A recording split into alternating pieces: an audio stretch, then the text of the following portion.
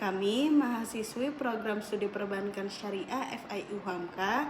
Saya Nurul Laili dengan NIM 2307025004 dan rekan saya Afifah Nur Rahman dengan NIM 2307025001. Pada video kali ini kami akan membahas mengenai rangkuman materi mata kuliah manajemen aset dan liabilitas bank syariah dengan dosen pengampu Bapak Agung Haryanto ME tentang posisi devisa neto valuta asing bank syariah devisa.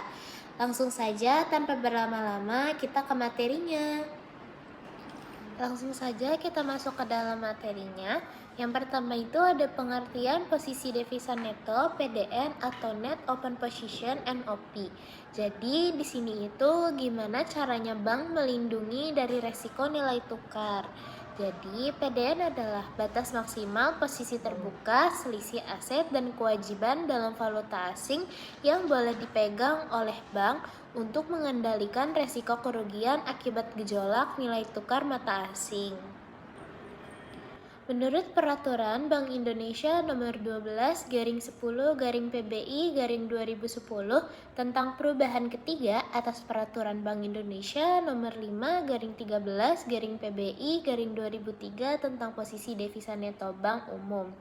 Nah, menurut Peraturan Bank Indonesia, posisi devisa neto secara keseluruhan itu adalah angka yang merupakan penjumlahan dari nilai absolut untuk jumlah dari selisih bersih aktiva dan pasiva dalam neraca untuk setiap valuta asing, ditambah dengan selisih bersih tagihan dan kewajiban baik yang merupakan komitmen maupun kontingensi dalam rekening administratif untuk setiap valuta asing yang semuanya dinyatakan dalam rupiah.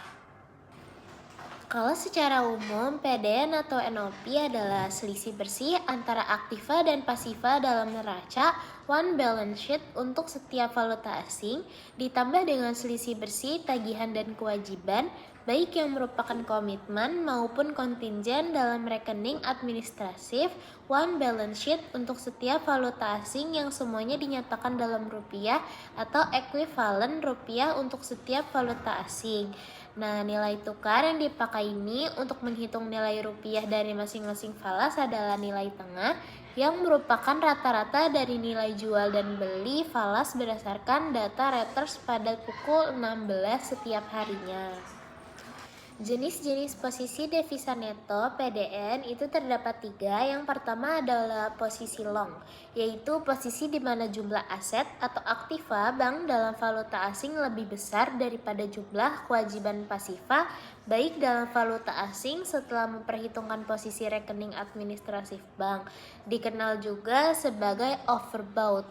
Sedangkan yang kedua itu ada posisi short, yaitu posisi di mana jumlah aset atau aktiva bank dalam valuta asing lebih kecil daripada jumlah kewajiban atau pasiva bank dalam valuta asing setelah memperhitungkan posisi rekening administratif bank, dikenal juga sebagai oversold. Sedangkan yang ketiga ada posisi square, yaitu posisi di mana jumlah aset bank dalam valuta asing sama besar dengan jumlah kewajiban bank dalam valuta asing setelah memperhitungkan posisi rekening administratif bank.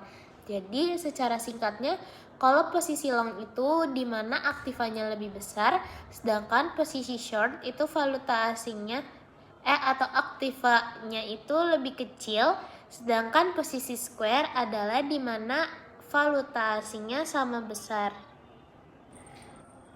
Tadi kita sudah membahas mengenai ada jenis aktiva dan pasiva. Nah, kita masuk ke dalam jenis aktivanya. Nah, di dalam jenis aktiva ini, dalam valuta asing terdapat banyak. Salah satunya atau bisa kita sebutkan yang pertama itu ada kas, emas, giro. Nah, giro ini juga termasuk loh pada Bank Indonesia.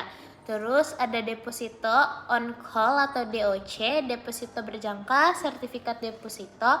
Terus ada margin deposito, surat berharga, kredit yang diberikan sebesar nilai buku atau minus PPAP, CKPN. Terus ada wesel ekspor yang telah diambil oleh negotiable draft. Yang terakhir ada rekening antar kantor dan tagihan lainnya dalam falas. Tadi kita udah bahas jenis aktiva, sekarang masuk ke jenis pasiva dalam valuta asing. Yang pertama itu ada giro, yang kedua ada deposit on call atau DOC, deposito berjangka, sertifikat deposito, yang ketiga ada margin deposito, yang keempat ada pinjaman yang diterima, kelima ada jaminan impor, yang keenam ada rekening antar kantor pasiva, yang ketujuh atau yang terakhir kewajiban lainnya dalam falas.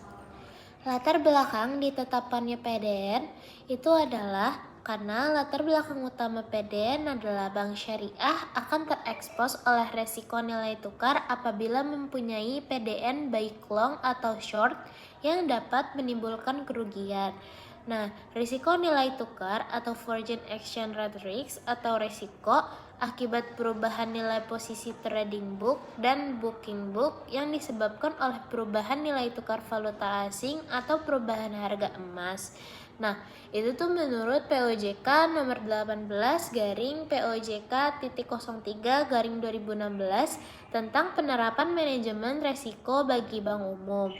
Nah, latar belakang tambahannya itu ada membatasi transaksi spekulasi bank devisa itu terdapat di kasus Bank Duta yang merugikan US dollar senilai 490 juta US dollar di tahun 1990.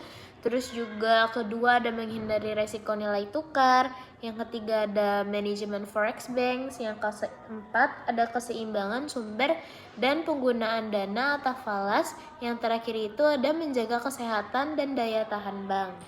Nah, sebenarnya apa sih penyebab timbulnya PDN? Yang pertama itu ada tidak sinkronnya antara sumber dana dan penggunaan dana. Terjadi perbedaan mata uang nih antara US dollar dengan rupiah. Terus yang kedua adalah memenuhi kebutuhan nasabah. Yang ketiga menjaga likuiditas salah satu valuta. Yang keempat adanya perdagangan luar negeri, ekspor impor. Yang kelima ada perdagangan valuta asing. Dan yang terakhir itu adanya pinjaman luar negeri. Nah, setelah kita bahas tadi mengenai tentang pengertian, terus jenis-jenisnya, ada jenis aktiva, jenis pasiva, terus juga ada latar belakangnya. Sekarang masuk ke dalam ketentuan PDN. Jadi, dalam ketentuan PDN itu berbeda antara yang sudah dan belum memperhitungkan risiko pasarnya. Bank yang dalam perhitungan kewajiban penyediaan modal minimum atau KPMM aka CAR telah memperhitungkan risiko pasar atau market risk. PDN ini ditetapkan setinggi-tingginya sebesar 30% dari modal bank. Sedangkan bank yang dalam perhitungan kewajiban penyediaan modal minuman KPMM aka CAR itu belum memperhitungkan risiko pasar market risknya, PDN itu ditetapkan setinggi-tingginya sebesar 20% dari modal bank. Jadi kalau misalnya bank tersebut sudah memperhitungkan risiko pasarnya, maka dia tuh dipungut 30% dari modal bank tersebut. Sedangkan yang belum memperhitungkan itu tuh dipungut sebesar 20% dari modal bank tersebut. Nah, modal bank ini itu terdiri dari modal inti, itu tier pertama, terus juga ada modal pelengkap yaitu di tier kedua dan seterusnya. Selanjutnya untuk materi lebih lanjut akan dijelaskan oleh rekan saya. Ya, sebelum kita masuk ke dalam studi kasus perhitungan PDN dan persentasenya, di sini kami akan menampilkan bagaimana caranya untuk mencari PDN dan persentasenya. Untuk mencari PDN, kita bisa mengurangkan total aktiva dengan total pasiva. Lalu hasilnya tersebut dikalikan dengan nilai tukar dari USD ke dalam rupiah. Nah, itu merupakan hasil dari PDN. Setelah PDN-nya diketahui, kita bisa beranjak untuk menghitung persentase dari PDN itu sendiri. Jadi dengan cara PDN dibagi dengan modal dikali dengan 100. Nah, itu merupakan hasil dari persentase PDN itu sendiri. Ya, kita masuk ke dalam contoh kasus dari perhitungan PDN. Di sini diketahui dari neraca PT Bank Matahari dalam nominal USD.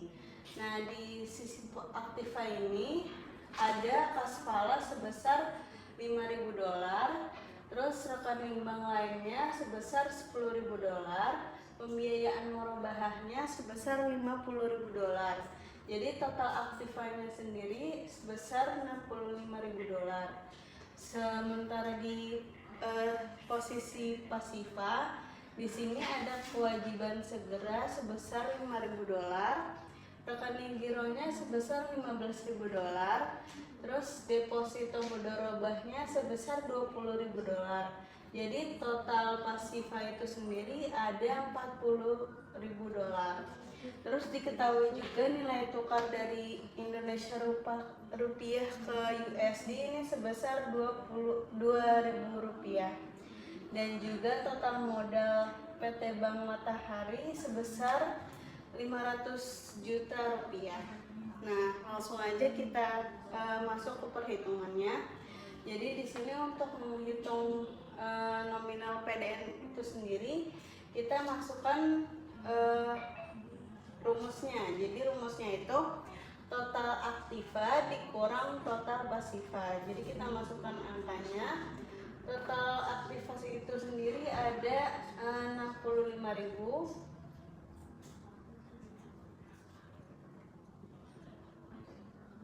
Terus total pasifanya sebesar 40.000.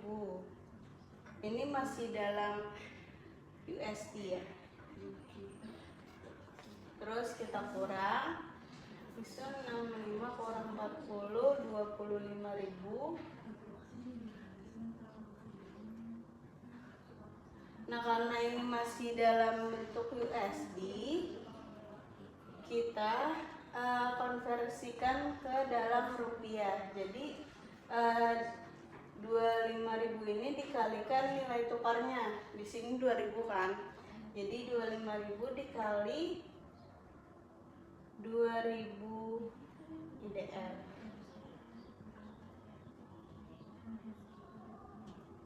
Jadi di sini 25 kali 2 50 juta.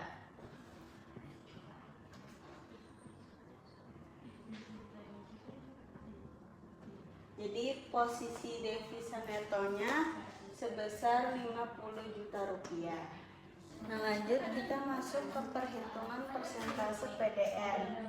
Di sini maksimal PDN sama dengan 20% dikali modal dari PT Bank Matahari itu sendiri, jadi 500 juta. Nah, kenapa 20%? Karena kalau di ketentuannya itu, kalau misalnya belum menghitung resiko pasar itu, jadi rumusnya 20% dikali modal.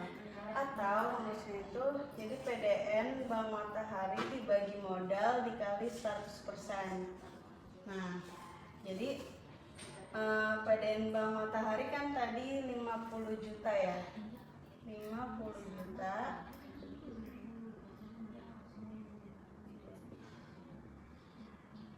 dibagi modalnya 500 juta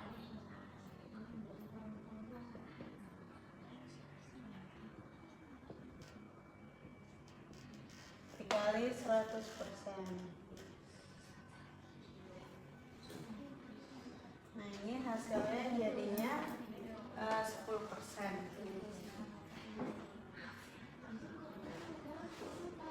Jadi 10% ini kan kurang dari 20%.